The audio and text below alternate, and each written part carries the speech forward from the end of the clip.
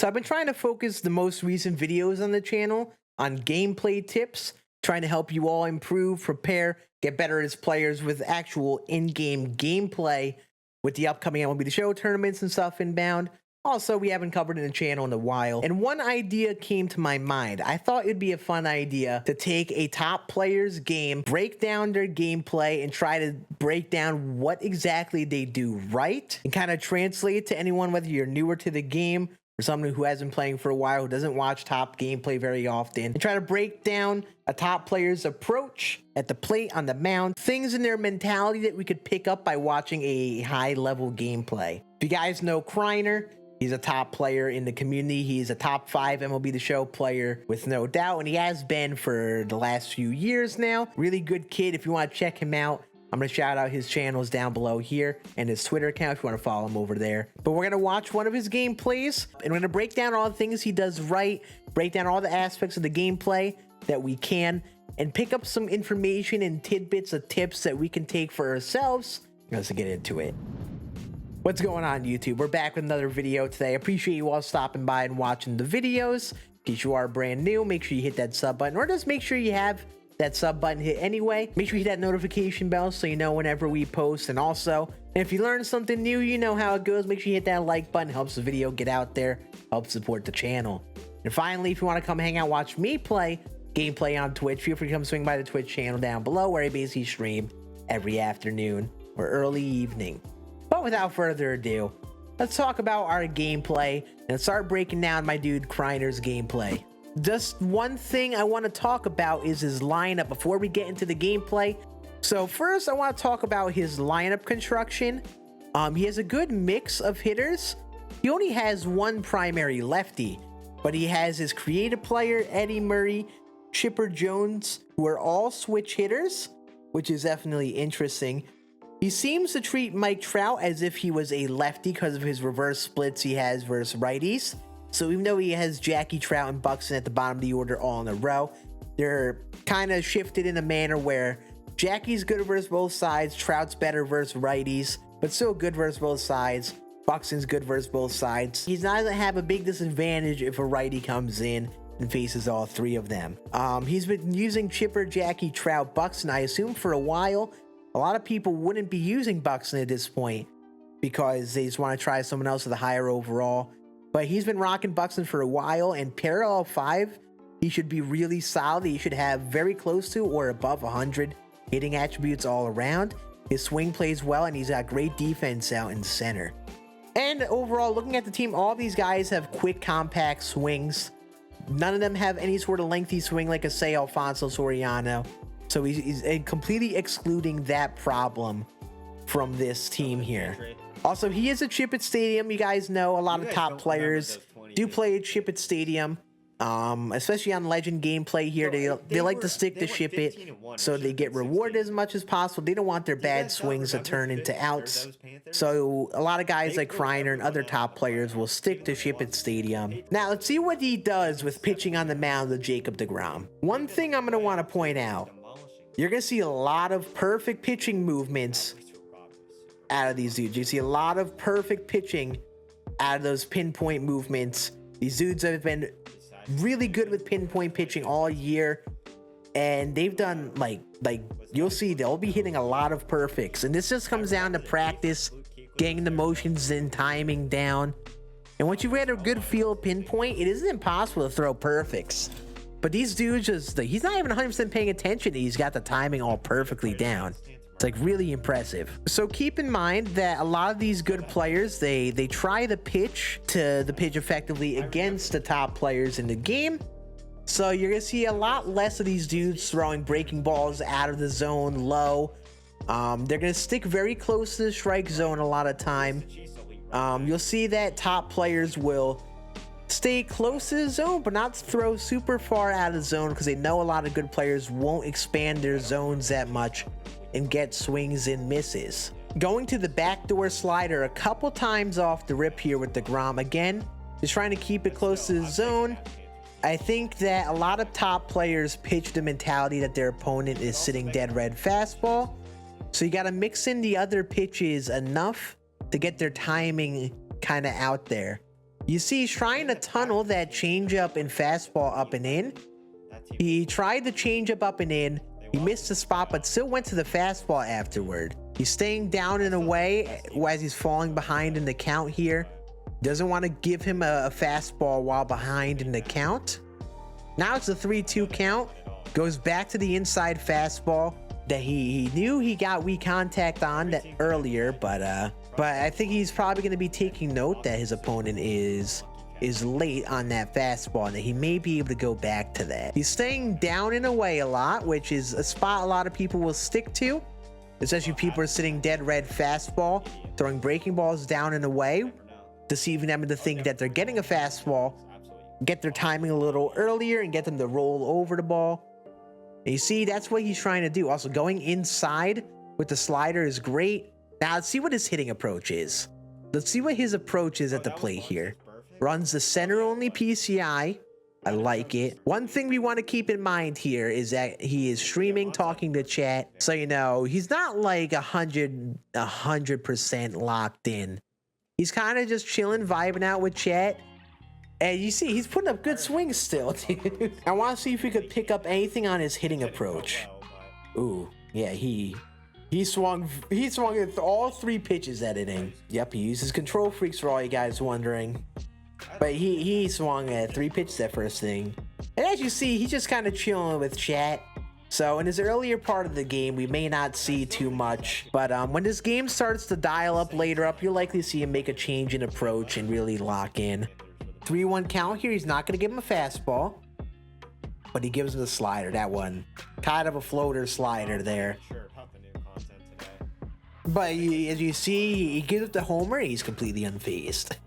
So he gives up a homer. You know, not the best pitch, but you're going to see that one thing that a lot of these top players show is that they remain really unfazed to all the stuff that happens in game. They don't get too annoyed or frustrated at some of the things that go down because of just, I mean, they're used to sweating out games.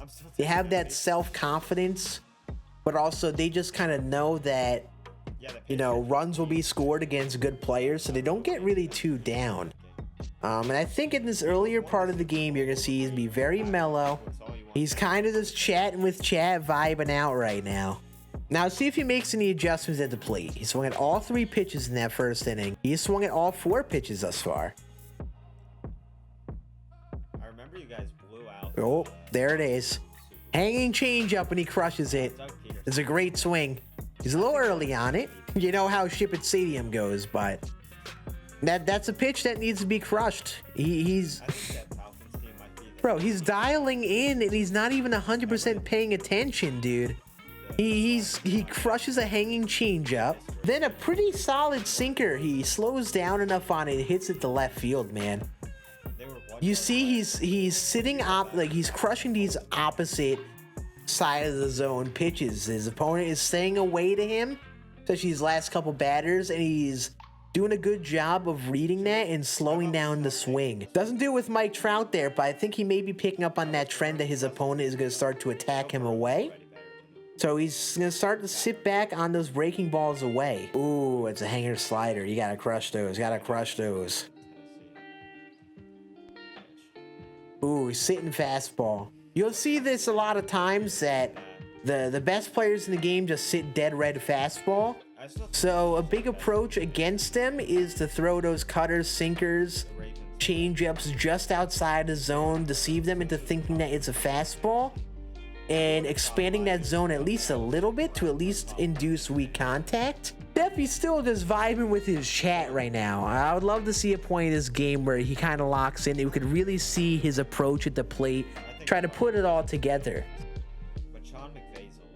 You see here, he's got the righty on lefty matchup on the mound.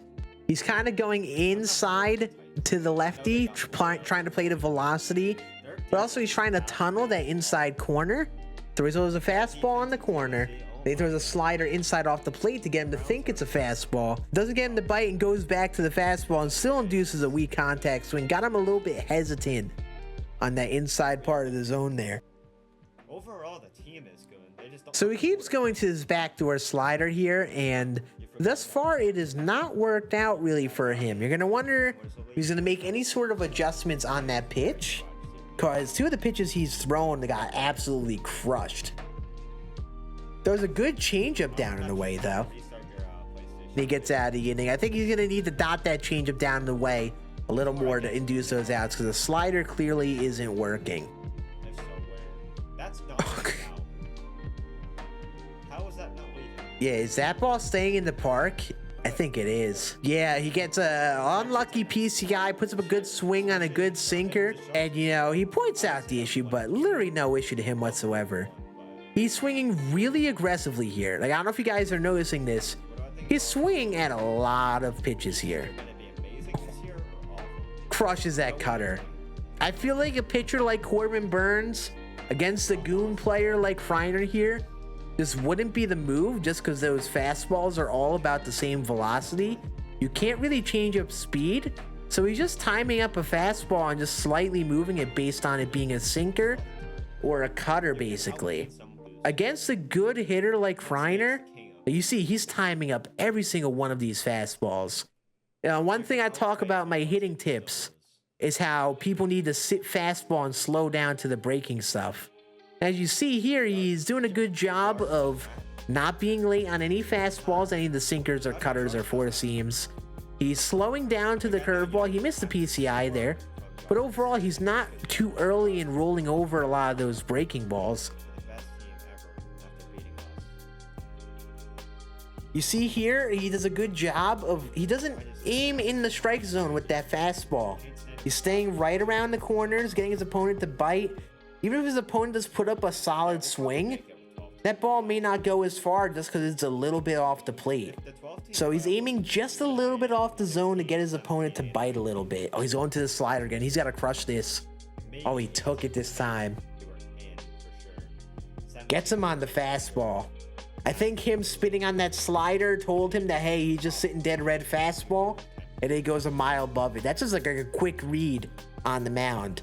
One thing I've been saying is, like, most of the game, Kriner's basically been either good or perfect timing or early on all of these fastballs. And as you see, the earlier swings, or obviously your good timing swings, are the swings that get rewarded the most. When you get towards any sort of side towards late, those exit velocities start to drop and it becomes an issue. But again, another well-timed swing on a sinker. He's got that timing on the sinker down pat. He's making sure that he's not late on those pitches. And you see that most of these homers that have been hit have been pretty solid pitches on the corner with some sinkers or cutters. He keeps going to that down and in slider to righties, and you have to see how much he sticks with that this game, because thus far, his opponent has put up some good swings on them. But it seems to be a go-to pitch for him, that slider right there, trying to dot it on the corner. It works there in the pitcher scenario, but you're going to see if his opponent makes any sort of adjustment, because a lot of these good players will make those adjustments. Another thing a lot of these good players will do is crush those mistakes. If you're someone who is struggling hitting and ranked, if there's anything you need to make sure you're doing, you need to make sure you crush those hanger pitches right down the middle. I like it. Going to the away slider and then going back inside with a two seam with the ball going the opposite way. Try to get him to bite inside. Kind of reading your opponent, picking up on the trends that pitchers have is a big thing. And one thing you'll see is that a lot of guys like Corbin Burns, you'll see that kind of thing go down. A lot of pitchers will do this in general. Go inside, outside, change off speed, the fastball. Constantly stay out of a consistent rhythm to mess with your timing, because people who are top players, especially at this point in ranked, pick up on those routines real quick. Now going to the breaking ball away to change speed, wants him to roll it over, but he times it up well. That slider in that part of the zone again, and it's a tie game. Just he goes, like, if he throws that slider virtually in that part of the zone very often, and it's definitely been risky with how often it has been hung and how much it has been punished. That is the pitch his opponent has hit, which is either him locating those fastballs well, or his opponent just not putting up great swings against the fastball. You see, that's a great spot for a fastball. The breaking stuff. Yep. No way he just did that I think he got a good read in that down and in slider, Kriner. He's sitting dead red on those down and in sliders. What the heck? He's been crushing that pitch all game, basically. So keep in mind, one thing you're seeing, he has only 49 pitches in the 6th inning, Corbin Burns. It's kind of a testament to how much Kriner is swinging aggressively. It's also a testament to how much his opponent is pitching aggressively. Just in general, they're both kind of throwing a lot of pitches in close proximity to the zone. So neither of them are really taking that many pitches. They're swinging aggressively and trying to get good PCIs on these pitches in the close part of the zone. And overall, they've done a solid job of limiting that damage. The only fastball type pitches you've seen Kriner late on its entire game have been those away pitches. And that's because he's trying to slow down on them, sit back on him, hit to the opposite field, because that's him making that adjustment. And as you will see that, you know, you can't always time those perfectly, and then adjust to it again is definitely a lot earlier on it that second time around. Yep, there's that sinker. He times up the inside sinker. That's exactly the swing you want on an inside pitch. But yep, you heard the man. He was not paying attention. It gets very difficult to locate with this written. Yep, and as I say, he times up that inside sinker. Great swing. But if you're gonna really use Hater, you should really take advantage of that slider, how much break it has, and how much break it has, especially throwing it across the body. So you usually should try to aim it to the bottom left of the strike zone here. It's the truth. Yeah, and there he goes. He's got to go up and away here. I feel it. Oh, he went down and away with a changeup. So he likes to double down on the break and stuff. Back to fastball now. Ooh. He's got a different approach here with Hater. He's trying to play that slider and changeup and just throwing that fastball enough. I think he knows that Kriner may absolutely crush that fastball. I think he turns off his camera here. I think he's in lock-in mode right now. He's not going to that fastball down and away. Oh, there's that slider down and in, man. As you see, he saw like 3 of those sliders down and in that at bat. And again, he made adjustments from the ones he swung at earlier. He slowed down to it. You throw that pitch that often, the at bat, any good player will crush that. And one thing, like one common theme in this video, is picking up on your opponent's trends and making adjustments to it. And if you look at what he just threw him, he threw him like 2 or 3 sliders down. He was going slider down in and fastball down and away. Got a fastball down and away, and he gets a slider right after. See, that's the fastball. That'll be the best one to hit that at bat. That's the one you got to hit. That's been the key difference between these two. Kriner hasn't missed many of those fastballs over the heart of the plate. That's a big miss right there. You want a solo jack on that for sure. Tries to dot the forkball, just misses the spot. It's a great take. Then goes to the cutter. You know he's sitting fastball and he gets him to bite. You see a lot of the time they'll throw that cutter right there. Get these dudes who are fastball junkies to expand that zone and bite at it, and he does a good job of doing that there. Dibble is one of the most difficult pitchers to hit on Legend because that cutter is 91 miles per hour, and the fastball is 100, and the slider is in the 80s. They all can look very similar for most of the path into the zone. It's just that the breaking stuff slows down a little bit. It's really tough to time. You see, gets him to bite on that cutter. Oh, he's got Lou Gehrig on the bench. Lou Gehrig on the bench. It's a bold strategy, Cotton. He is 3 outs away from getting it. Now he's using Gregory Soto, who's very similar to Zach Britton, except he has a changeup instead of that 2-seam. He's going to be pitching very similarly with this Gregory Soto as he did with Zach Britton. Wow, that's a great spot. Right on the black, and there's not too much you can do with that. It's very solid swing, just right to the shortstop. But now you have to make that adjustment. You know, he put up a great swing on that inside sinker.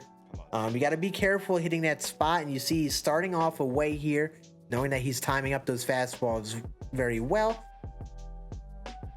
So he's going to get him a little late on the away stuff, and now go back inside. There we go. That's another dot. What? If you can hit some spots with him, you could just really pitch effectively with someone like that. And he picks up the win, the 7-5 win, and that was the ball game. You know, a lot of homers hit. You'll see that at Ship It Stadium with a lot of top players, that you will see a lot of homers hit. Just to give you guys some final pointers on things that were kind of common themes. First, you see that a lot of times these top players in the game make adjustments well to their opponent's pitch sequencing. So they pick up on their opponent's pitch trends, the patterns they try to follow, and really do a good job of punishing them for sticking to that routine fairly often. For example, we go back to that Josh Hader at bat. He had gone back and forth, slider, fastball, all on opposite sides of the plate, and he fell into that routine too much. He saw that pitch so much, he went to it one too many times. It was just on the edge of the zone, and Kriner made sure to punish it. A lot of pitching just outside the zone with those sinkers, cutters, two seams, sliders, trying to get them to just bite a little bit out of the zone. Good hitters will always be patient on those pitches very far out of the zone. So you gotta get creative, come with a different pitch style to at least try to induce weak contact. Overall, there weren't many strikeouts. So like, for example, DeGrom only struck out 5 through 6. Corbin Burns struck out 2 through a whole 5 1/3. Not many strikeouts because, again, these dudes make a lot of contact. You're not gonna get a lot of swing and misses. So you gotta really try to induce weak contact against a solid hitter. And finally, just the key thing is that this was a close game, especially through the last bit, but you never saw Kriner get stressed. He was into the game, he was focusing, but he wasn't getting super angry. He wasn't getting super over the top. He did a good job of keeping his composure and sticking to his routine at the plate and on the mound. And he has that self-confidence that, hey, I'm a solid player. I can go out there and beat the best of them. So, and yeah, those are the big thematic things I'd pick up. And overall, that is it. Again, if you want to check out Kriner, check out his channel. I'm going to have his links right down in the description. Definitely check him out if you're looking for great players. Hope you guys enjoyed this. Again, if you enjoy this type of thing, make sure you hit that like button. I wanted to do something different again, to try to give some informative gameplay tips that, you know, sometimes I can't go into custom practice and show you guys, or, you know, some things I'm not as good at because these dudes are top players.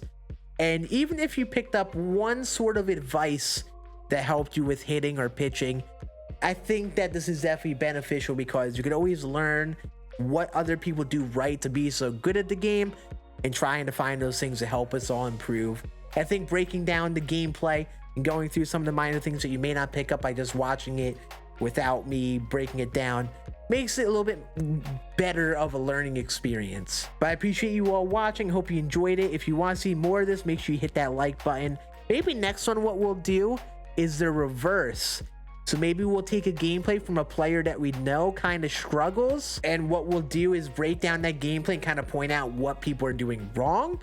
So we kind of get the opposite side of the spectrum, go from a top player to a not top player, so we can learn like what people are doing wrong more so than what people are doing right. I think that would be a fun thing. If you want to see that, let me know in the comments. But overall, that'll be it for this one. I hope you guys enjoyed it, and I'll see you all again on the next video later this week. Deuces.